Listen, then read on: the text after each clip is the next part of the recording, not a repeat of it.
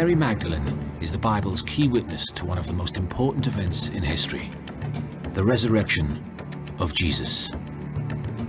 Without her, Christianity might not exist. Yet we know almost nothing about the real Mary Magdalene. She's definitely the mystery woman. The early church branded her a whore. I think everyone has the potential to be a harlot, to be a sinner. Popular fiction recast her as the wife of Jesus and the mother of his child. In the modern imagination, of course, Jesus and Mary Magdalene are not only close, they're intimate. But beneath the layers of myth lies a hidden truth about what really happened on the day the Bible says Jesus rose from the dead. A secret that had to be kept for Christianity to be born. The Gospels wanted to remove Mary from the scene and make her irrelevant. One that made Mary Magdalene a very inconvenient woman.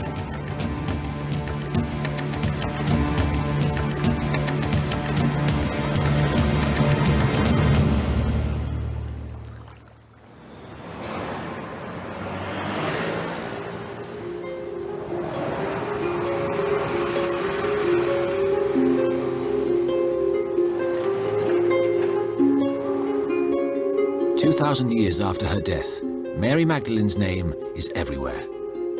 Yet she remains the most mysterious woman in history. To some, she's a prostitute forgiven by Jesus, the sinner who became a saint. To others, she's the true Holy Grail.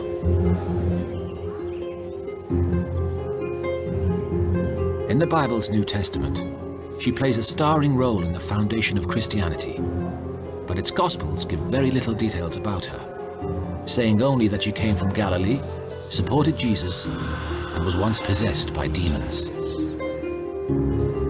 The case of Mary Magdalene in the Gospels is just very, very odd in that she just suddenly shows up in the earliest Gospel, the end of Mark, and she's at the cross.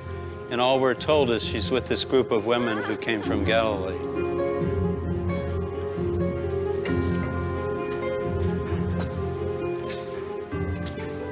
This is the right hand of Mary Magdalene. Mary Magdalene could be little more than a relic of history, except for one thing. The Gospels very rarely agree about who was where and when. Yet, unusually, all 4 Gospels of the New Testament place Mary among the group of women present at the crucifixion. The mystery woman takes the leading role.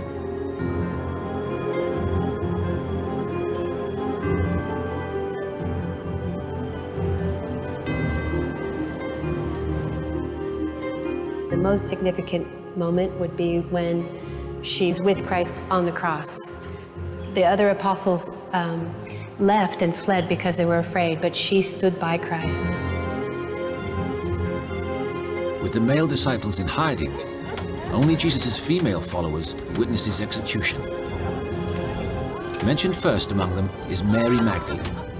She remains with him until his death, but by doing so, she was taking a significant risk. From other accounts, from crucifixions, it is clear that it was dangerous for family to be around, to show grief and so on. There are stories of not only male family members being crucified, but also female and even children. So it was not less dangerous for the women to be there. Later, Mary goes to the tomb with Jesus' mother and sister to tend to his body. It's very, very odd because if you think about it, that's very little to know about her, but a high level of intimacy. If she's with the mother of Jesus, the sister of Jesus, at the burial, washing and preparing and anointing the naked body of Jesus for the proper rites of burial, she's somehow very intimate and inside, and yet who is she? She's definitely the mystery woman. The Gospels of Matthew, Mark, and John then all tell how Mary is the first to see the resurrected Jesus.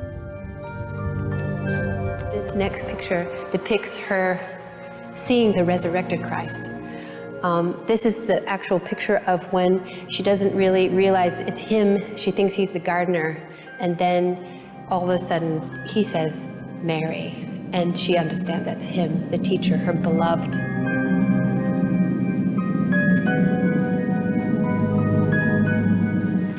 The resurrection is the foundation stone of Christianity.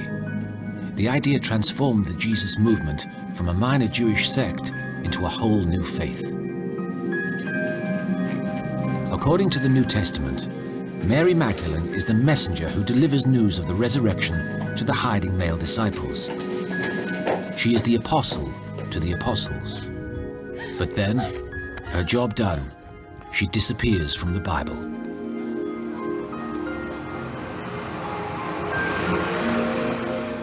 One of the big mysteries of the New Testament is why Mary plays such a slight role. The gospel writers obviously knew of her as a person who was significant for understanding the resurrection of Jesus, and we know that the early Christians are making up stories about companions of Jesus during his lifetime. And so the big question is, why didn't they tell more stories about Mary Magdalene? Post the resurrection, the gospel writers concentrate solely on the male disciples. Mary Magdalene is swiftly forgotten. Did the early church have something to hide?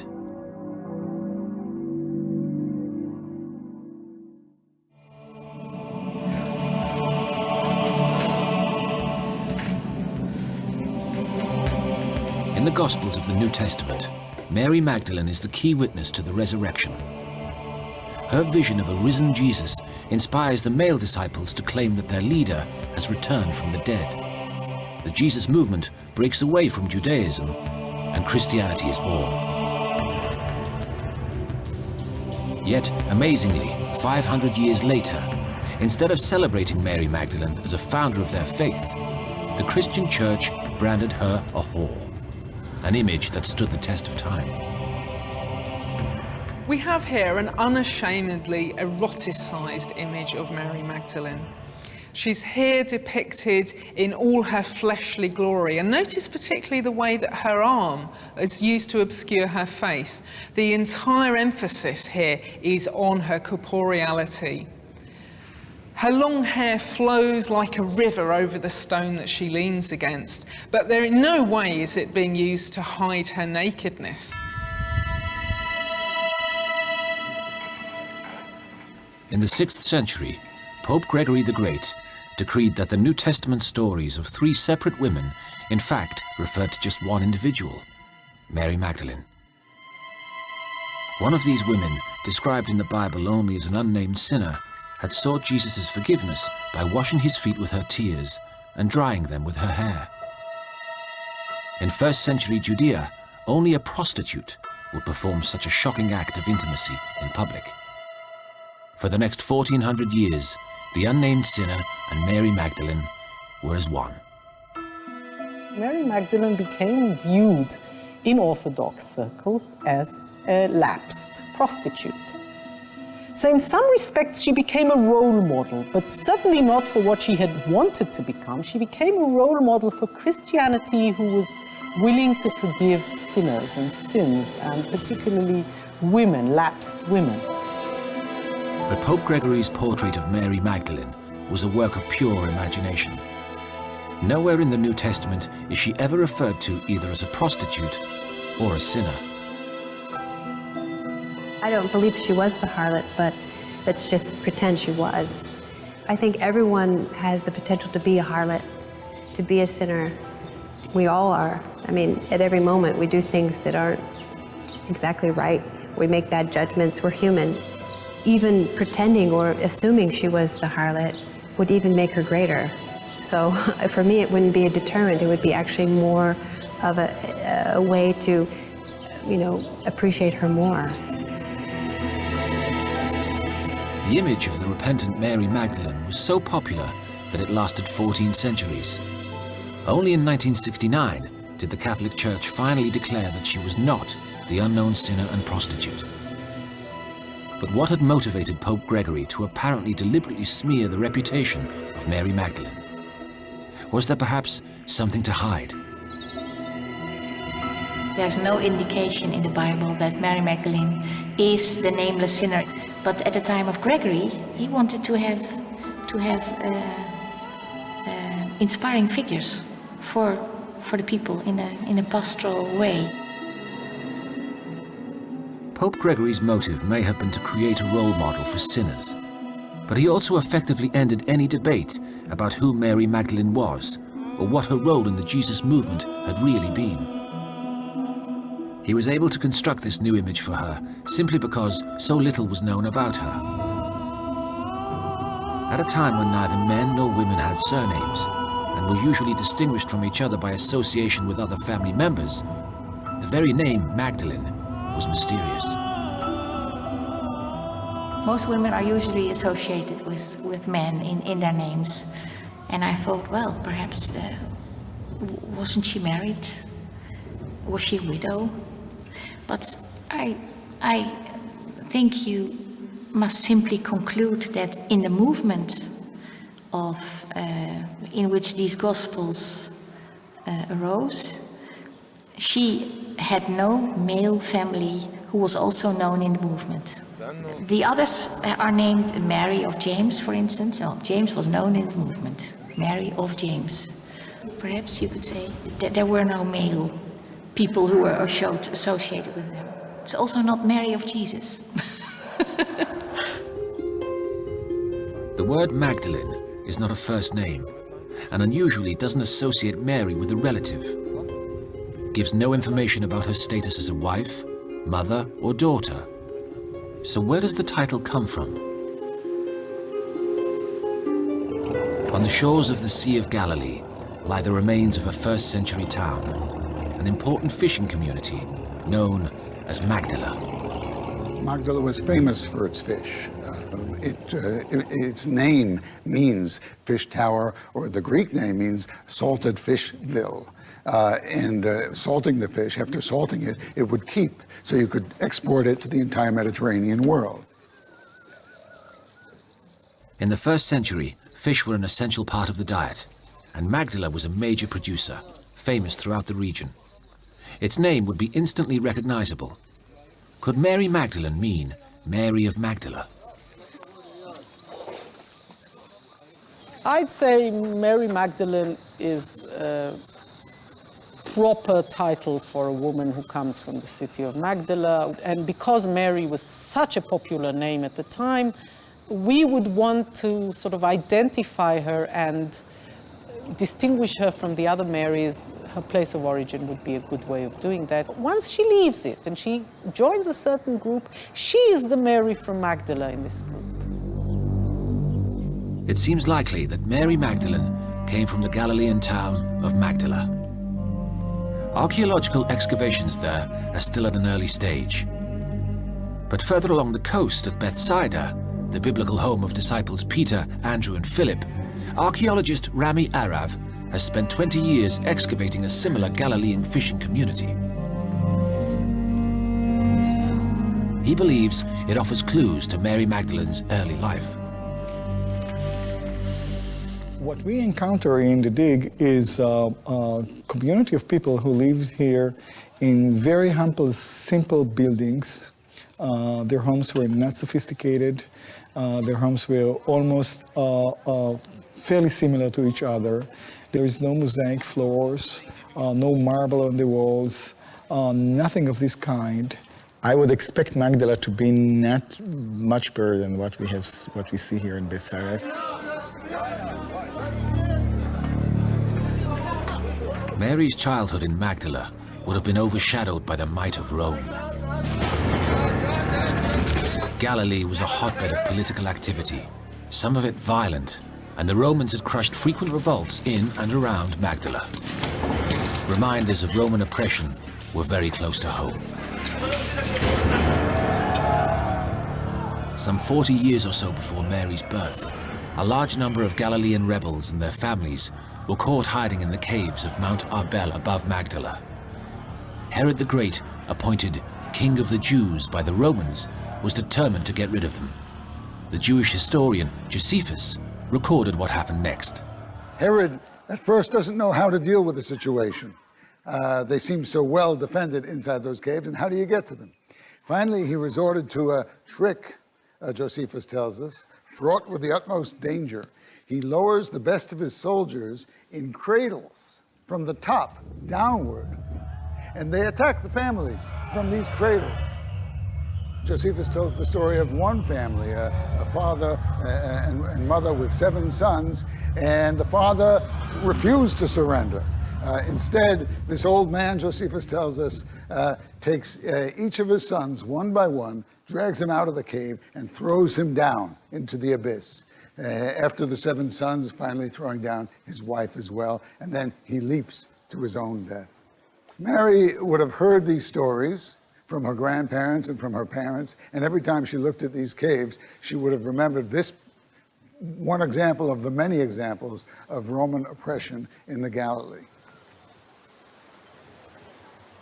I think that growing up in Magdalene, growing up anywhere in Judea or Palestine at the time, Jews felt Roman influence, Roman government, Roman colonialism, were aware of it, couldn't ignore it. There were the soldiers out there in the street who could pose any sort of danger for anybody, especially for women.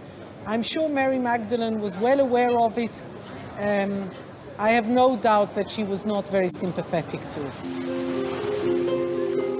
Magdala was at the heart of rebel Galilee, and Jewish resistance movements sprung up all around the region. Many preached armed rebellion. The Jesus movement was different, but the lessons of history were clear. When she joined, Mary must have known that she risked the wrath of Rome. Jesus has a different teaching. His teaching does say, yes, Rome will be overthrown. The last shall be first. The meek shall inherit the earth. This is definitely a revolutionary teaching, but it's not a military teaching. And in the kind of community that Jesus indicates he wants to build around him, women can have a much more active role than they can in a military movement. The headquarters of the Jesus movement lay just 5 kilometers away from Magdala, across the Sea of Galilee in Capernaum, said to be the home of the disciple Peter. The New Testament doesn't say how or when Mary met Jesus, but the easiest way to travel between the Galilean towns was by boat. In the early 1970s, a mosaic of a first-century fishing boat was found in an archaeological dig at Magdala.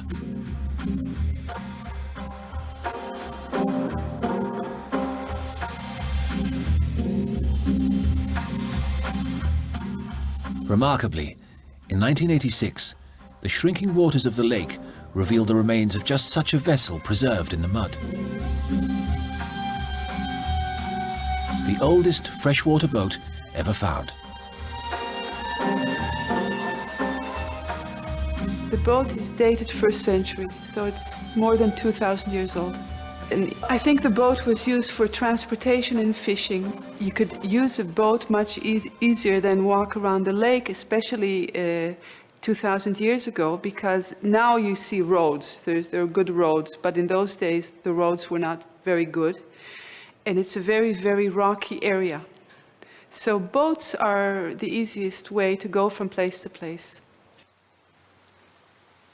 Could such a boat have brought Mary and Jesus together? Also in the New Testament, it's written many times, people went from Capernaum to Magdala by boat. And it's very logical and very likely they would have done that. And the boat is from the time of Maria Magdalena. That we know for sure. And it's very likely that she saw this boat. So I cannot say for sure if she used the boat, but I presume she saw the boat. Many were drawn to Jesus by his revolutionary message.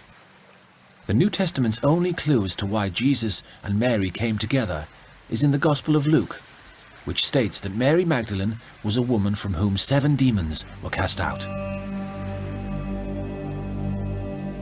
Now, the text doesn't actually say that Jesus was the one who cast out the demons, but most people assume that that's what it means, that Jesus had exorcised her. In the Bible, 7 is the perfect number, signifying completeness. If Mary was afflicted by 7 demons, then she would have been totally possessed. Could demonic spirits have driven her to Jesus? And if so, what were they? First of all, we have to ask, what does it mean that she has demons? I can imagine various explanations for it. One of them, I could say that maybe she was epileptic. When a person is epileptic, he seems to be possessed. When he or she has a seizure, this looks like possession. Or she could be schizophrenic, in which case the various characters that sort of come out in her may be seen as demons that possess her.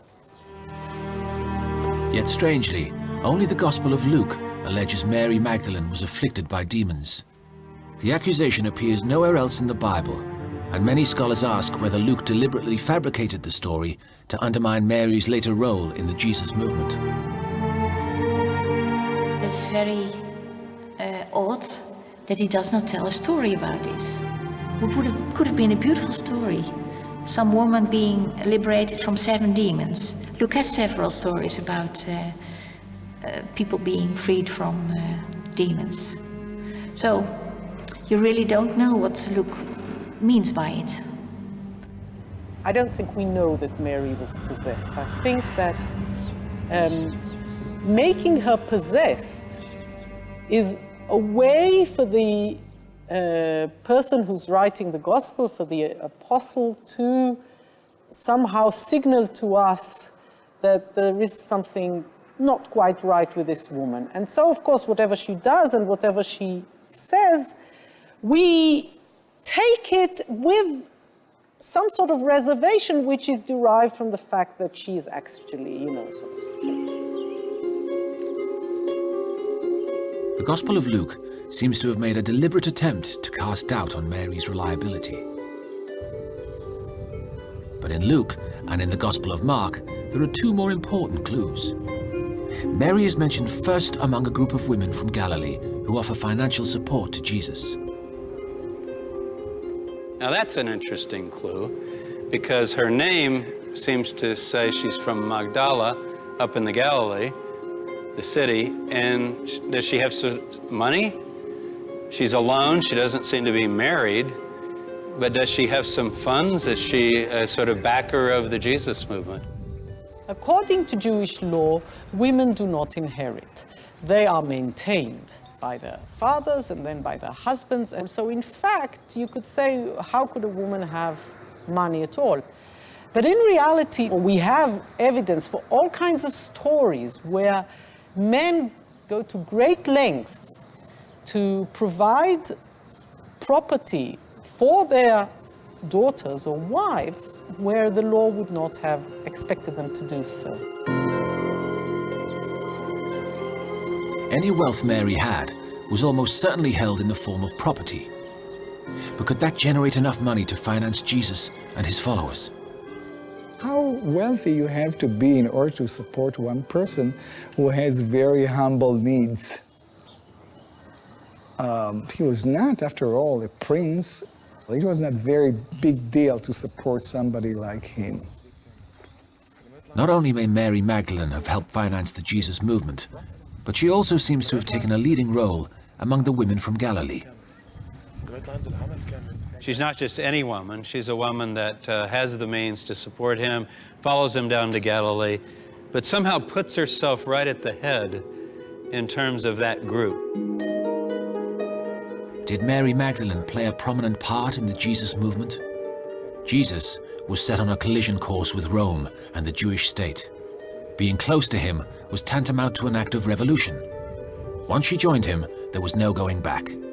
But was she more than just a follower?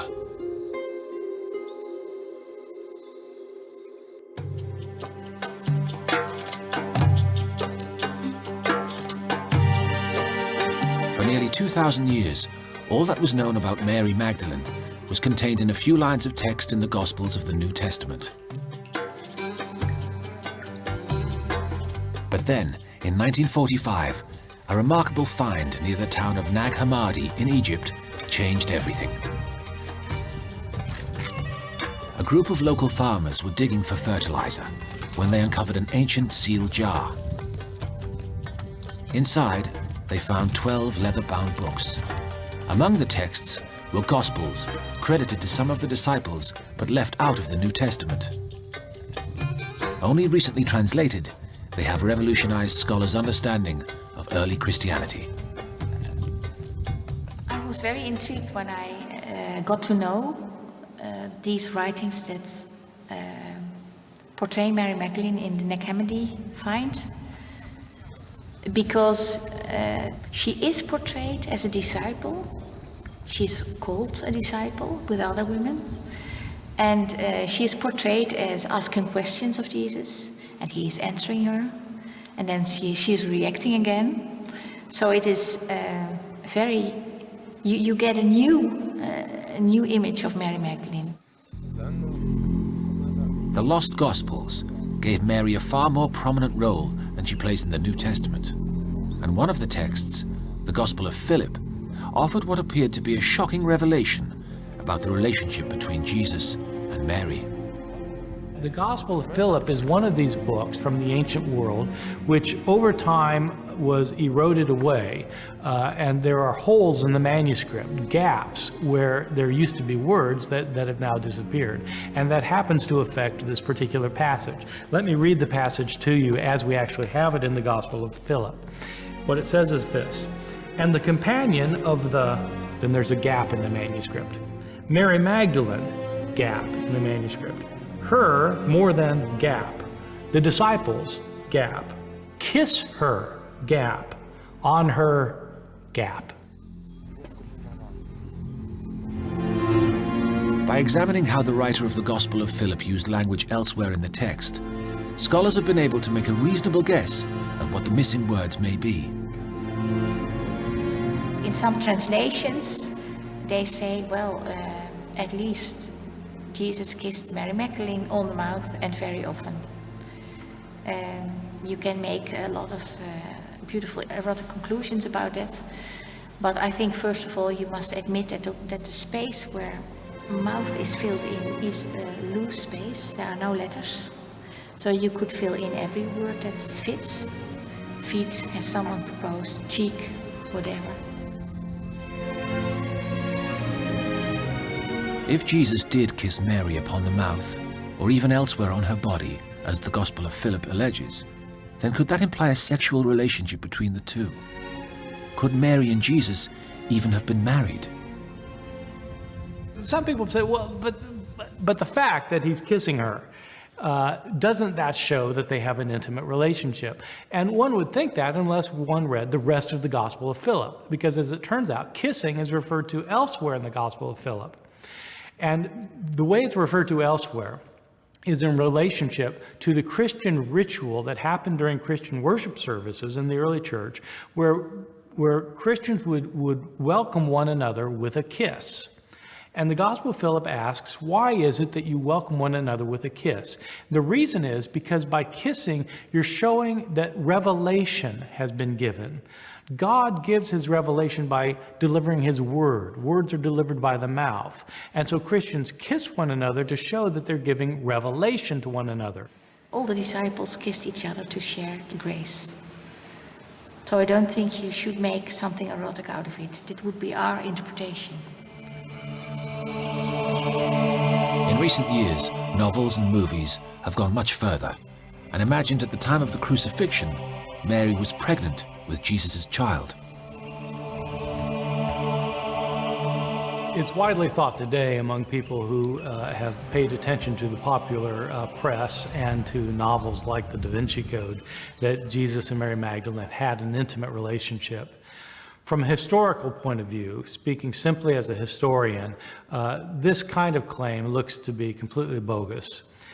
There is no reference in any early source of any kind of Jesus and Mary being married, for example, or having sex and having babies.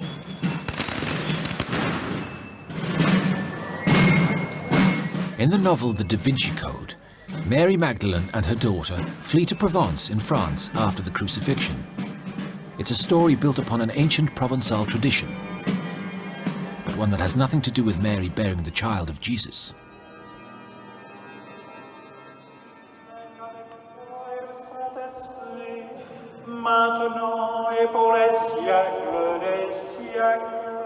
We became very famous when Dan Brown wrote the book, but I don't think, we don't have this vision here in south of France. The Provençal people think that she's very different from the book.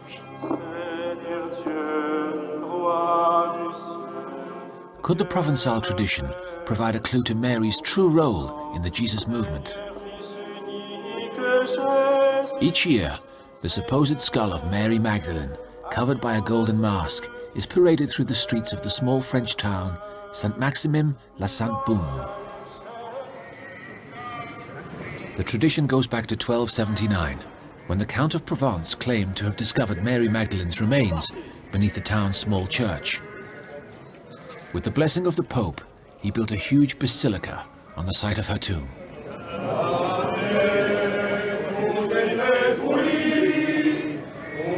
Modern forensics have cast doubt on the authenticity of the relic, but the tradition of Mary Magdalene arriving in France survives. The figure of Mary Magdalene is very popular, not only in religion, in religious life, but also in social life. For example, Mary Magdalene is the patron saint of perfumers and of jewelers. Here in Provence, when someone is crying, we say they're crying like Magdalene. Santa Maria Magdalena.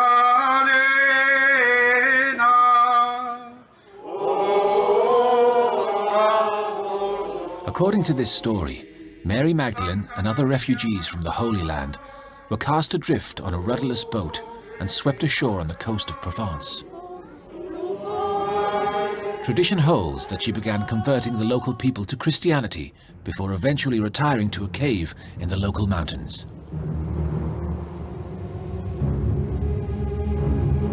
The tradition in Provence is that 7 times a day she's raised up to the heavens by angels. And I think that this is an indication she has mystic experiences. And 7 times a day means a perfection. She was a perfect mystic. The tradition of Mary as mystic has been reflected in art for centuries, and hints at a deeper understanding of Mary Magdalene's vision of Jesus. Notice the way that her eyes are focused on the book, not the crucifix. This tells us that this is something she is seeing in her mind's eye. This is not a physical vision that she's experiencing. Mary's importance as a visionary and a woman who posed a distinct threat to a male-dominated church dates back to the earliest days of Christianity in yet another lost gospel, deliberately omitted from the New Testament. In the late 19th and early 20th centuries, a series of finds in Egypt revealed a remarkable text that gave Mary a far greater role in the Jesus movement. The only gospel ever discovered attributed to a woman. The Gospel of Mary Magdalene. In the Gospel of Mary, Mary is given a position of prominence that she simply doesn't have in our earliest gospel sources. The author of the Gospel of Mary is convinced that Mary Magdalene is the one who understood more of Jesus than the other disciples. And perhaps it might be historical that Mary Magdalene understood more, or understood, as I always thought, understood the message of Jesus in a different way. In the Gospels of the New Testament, men take the leading role. Women are peripheral to the story. The Gospel of Mary Magdalene and other lost Gospels placed Mary, a woman, at the very center of the Jesus movement. But was the Gospel of Mary Magdalene right? Could a woman really have been active in the early church? In 2005, archaeologist Yotam Tepe made an amazing discovery inside a maximum security prison at Megiddo in Israel. The remains of a church, or prayer hall, believed to be from the early 3rd century and possibly the oldest Christian church in the world. Even more remarkable, it was in part paid for by a woman. This we call it the Christian inscription, okay? It says, Akeptus is the name of a woman. She's loving the God, and she offered a table to the God Jesus Christ as a memorial. In early Christianity, the centerpiece of a church or prayer hall was a table rather than an altar. The Megiddo inscription shows that a woman called Akeptus donated the table to the prayer hall, evidence that women took an active role in the early church. If a woman offered the table, so she is involved in what happened in this prayer hall, this building, in this Christian community. At the entrance to the prayer hall, another mosaic commemorates 4 more women. The mosaics at Megiddo prove that less than 200 years after the death of Jesus, women played an important role in the Christian church. But in the prayer hall, all the female names are on one side of the building and all the male names are on the other. The Gospel of Mary Magdalene also reveals divisions between men and women, as Mary struggles to tell her story. She is portrayed as a disciple, but also as a disciple who teaches the other disciples when Jesus is gone. She is simply asked to tell about what she knows about Jesus. She tells about it, and then the men are debating among themselves. Is she to be believed? Can you listen to a woman? So this is really a gender thing. The Gospel of Mary Magdalene and some of the Gospels from Nag Hammadi give Mary a far more prominent role in the Jesus movement and often picture her struggling to be heard against a male hierarchy. But these texts, sometimes called the Gnostic Gospels, were written to promote an alternative view of Christianity. They're called Gnostic Gospels because they represent a point of view that scholars have called Gnosticism. Gnosticism was a religion that was in many ways similar to Christianity and had a lot of Christian elements in it, in which the proponents of this religion insisted that salvation came not by having faith, but by having knowledge, which in Greek is gnosis. In the Gospel of Mary Magdalene and other Gnostic texts, Mary's name was used to represent views that were a clear challenge to the Orthodox line, portraying Mary in heated argument with Peter, the disciple who tradition says became the first pope of Rome. The New Testament and the Gnostic Gospels each promoted their own version of Christianity. Perhaps neither could be relied upon to give a definitive picture of Mary Magdalene. This conflict in the Gospel of Mary between Peter and his form of Christianity, Orthodox Christianity, and Mary representing some kind of Gnostic Christianity, this is a later Gnostic fabrication. The historical Peter and the historical Mary probably were not that far apart in what they understood about Jesus. But in later Christianity, Christian leaders and teachers tried to ascribe their own views to early followers of Jesus.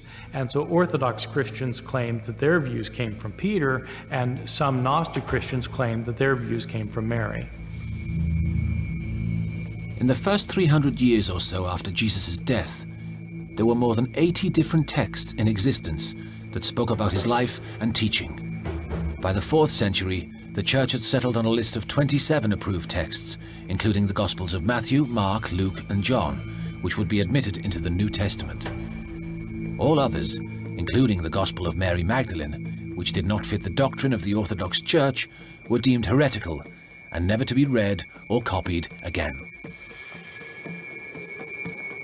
The only information that survived about Mary Magdalene was contained in a few short lines of the New Testament.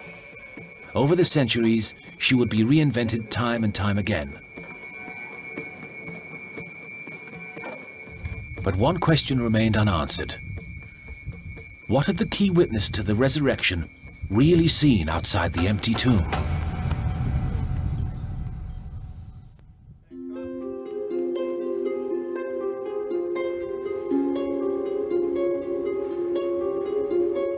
For 2,000 years, Mary Magdalene has been the mystery woman of the Bible, trapped in an information vacuum, endlessly reinvented down the centuries to suit the needs of the age.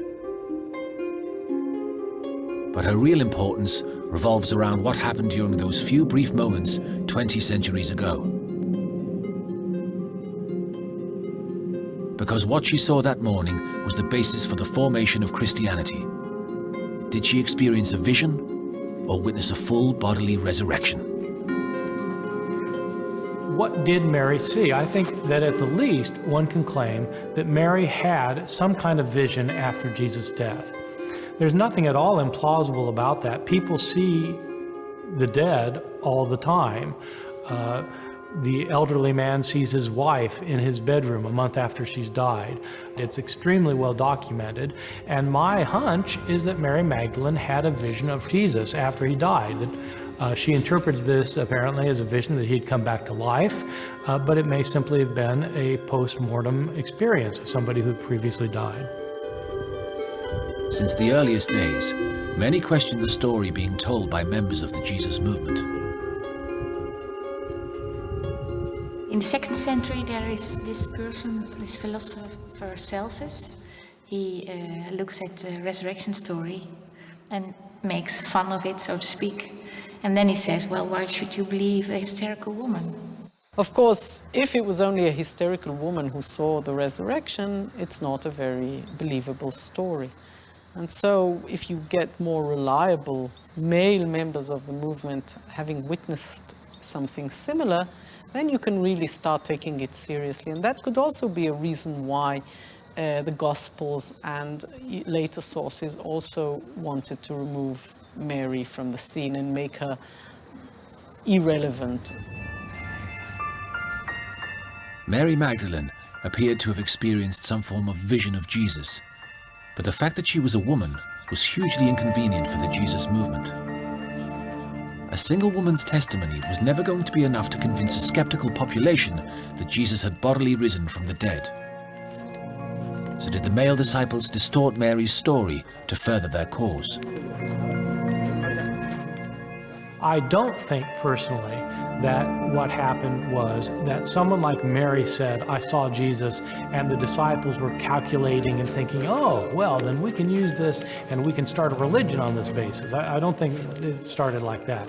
I think that maybe if somebody had a vision of Jesus, maybe somebody else then was encouraged psychologically to have a vision of Jesus, and various people had visions of Jesus then, and this became enough for people to start saying, Jesus is no longer dead.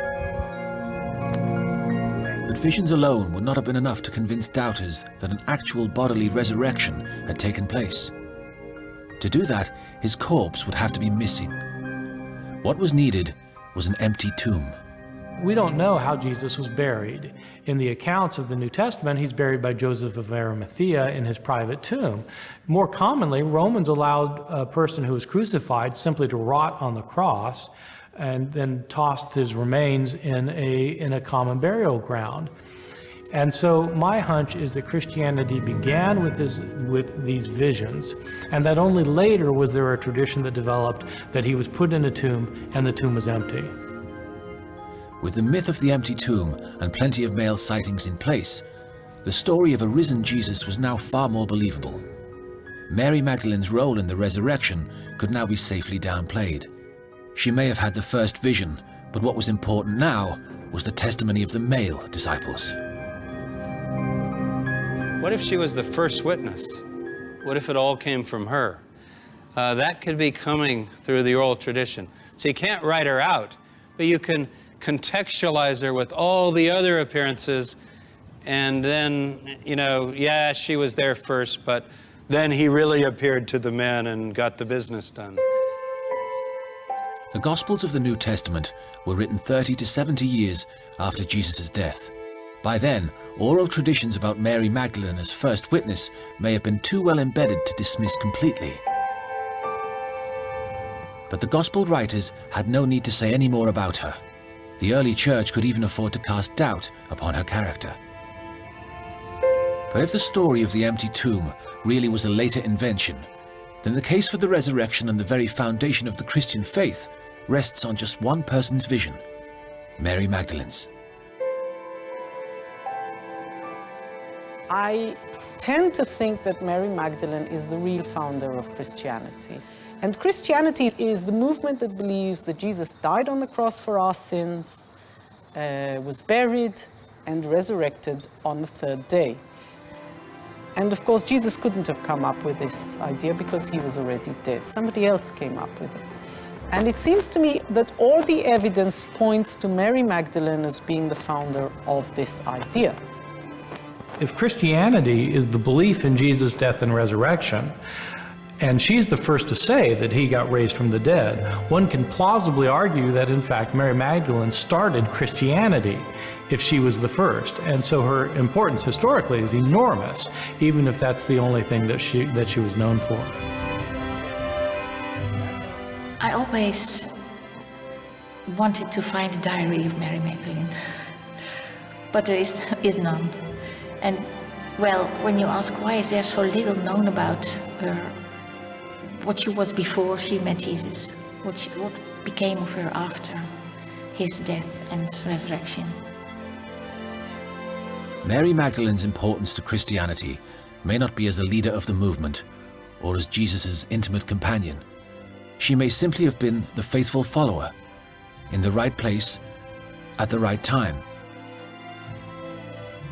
The woman whose vision ultimately led to the formation of a new faith.